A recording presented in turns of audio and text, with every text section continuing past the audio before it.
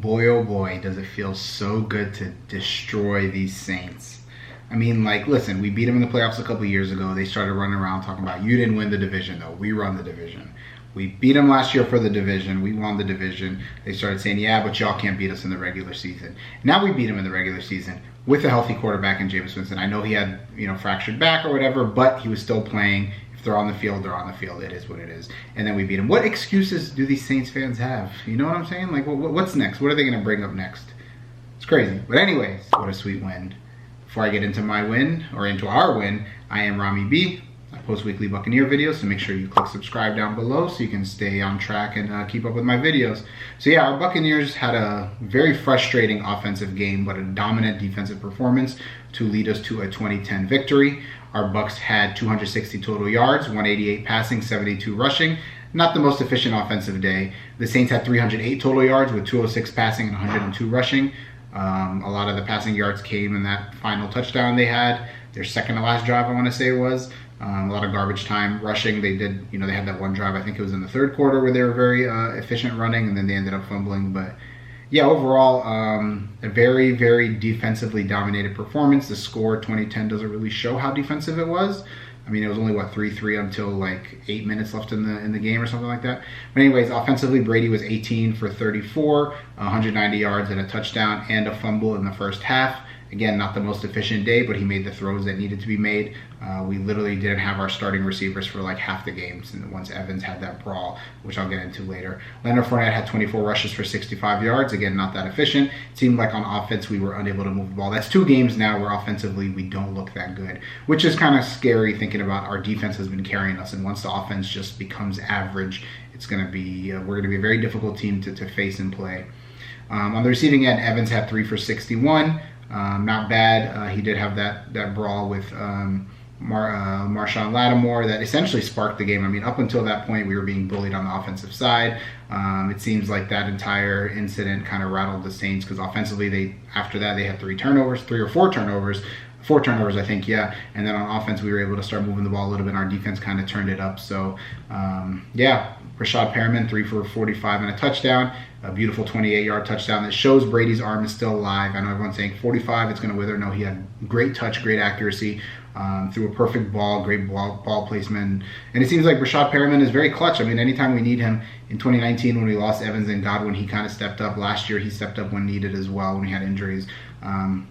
Seems like he can only play in Tampa under Byron Leftwich. Everywhere else he's played, he's kind of flopped. Scotty Miller, 3 for 34. That one was frustrating to me. At one point, I tweeted, why are we throwing at Scotty Miller? He had so many drops. I saw a tweet that said we broke the record for the most drops in a single game. It was, like I said, it was a very, very bad performance. And then Russell Gage, 5 catches for 28 yards. Very disappointing day. Very disappointing from Russell. Disappointed in Russell Gage. I mean, there was all this hype in the offseason. Him and Brady were connecting, and it just seems like he hasn't really done much now. With Julio not playing, Godwin not playing, and even Evans going out, I thought Russell Gage would kind of take over. And so far, he's been very disappointing. So not much really to say on the offense outside of Evans leading that charge and giving us that spark. And then it's crazy because you feel like us losing Evans would hurt us more than the Saints losing Marshawn Lattimore. And it was kind of the opposite. I mean, yeah, offensively, we barely moved the ball at that point. We just had that one drive that was really saved by a couple penalties on the Saints. Questionable penalties like that.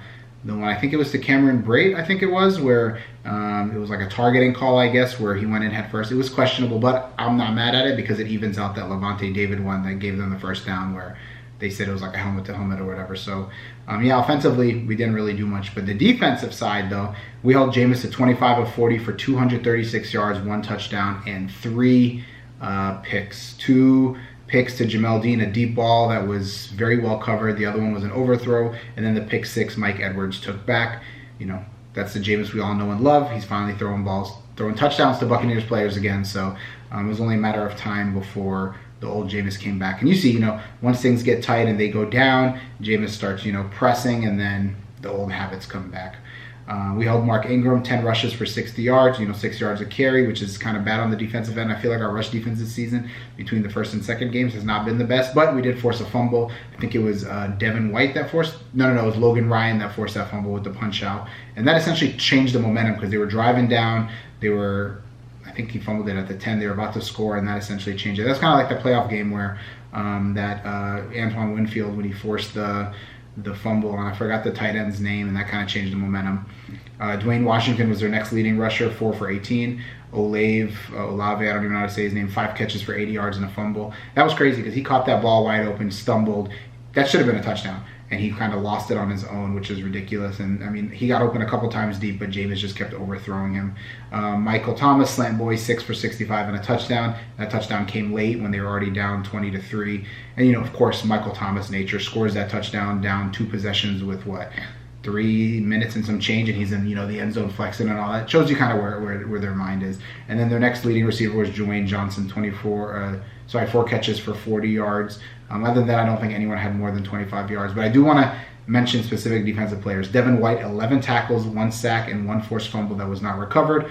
And I think we need to say Devin White this season has been playing out of his mind. I know last season he kind of slipped a little bit. He was playing uncontrolled, using his speed and not really leveraging himself. And it seems like last week and this week he's been really playing more controlled and showing us what he did in that playoff run that we had for the Super Bowl. Really controlled and playing really effective and efficient football. Antoine Winfield had a sack. Levante David had a sack. Shaq Barrett had 2 sacks and another forced fumble that wasn't recovered. Joe Tryon, Shayinka, and Vita Vea combined for a sack, so they each had a half sack there. Logan Ryan, like I said, has that forced fumble on Mark Ingram. Jamel Dean had 2 picks in back-to-back drives. I think it was in a matter of 3 different plays, and then Mike Edwards had another one. Solid defensive performance. We had 5 turnovers overall, 2 fumbles, and then 3 picks. You're not going to lose many games when you force 5 turnovers, especially against a team like the Saints who don't have all of their weapons. I do want to shout out our offensive line. Our backup left tackle went out, and we had some guy come in. I forgot his name. That's never played left tackle, never played a snap in the NFL before. And Brady only got hit 3 times. He got hit 4 times against the Cowboys, and you could probably argue that the Saints have a better overall front 7. And Brady kind of went through the game untouched. Usually against the Saints he gets battered. I think this is, although it was a frustrating performance offensively, I think this was a good game for us in terms of getting that weight off of our shoulders. What is the expression? Monkey off our back or whatever. We've always been, for some reason, when we play the Saints, we always play our worst performance. We're in our heads and all of that. And I want to say offensively in the beginning it was like that. It seemed like Brady was playing hesitant and scared. There were some, and the Saints have a good defense, good corners and everything, but we somehow pulled it off, and it was mostly because of our defense and their performance. Now, we've only given up 13 points in 2 games, 1 touchdown. I don't expect that to stay the case. We're playing the Packers. Week 1, they've struggled. They're playing tonight against the Bears. We'll see how they do offensively. But, the Chiefs in 2 weeks, they're coming in. I highly doubt we can hold the Chiefs to 10 or 3 points. So our offense is going to have to get it on track sooner than later, and we're going to have to start playing better offensively. Evans, we'll see. Will he be fine? Probably be fine. I don't know if he'll be suspended. He didn't really throw a punch. So we'll see what happened there. He might be suspended. If he does, that hurts us because Godwin's probably going to be out for a few weeks. I don't expect them to rush him. Julio, hit or miss, who knows. And we're going to need, especially against the Packers and for sure against the Chiefs, we're going to need our offensive arsenal available. Hopefully at home, being at home kind of cures our offensive woes. Last year we were dominant at home, and hopefully, that could pick up. We played 2 road games to open the season. But we'll see. Overall, like I said, a great win. A win is a win. Playing in that rough environment against a team that had 7 straight regular season wins against us, it wasn't going to be pretty, and when it mattered the most, we got it done. Like I said, I'm glad Jameis, he hurt us so many times with picks. It's time that he started helping us with picks.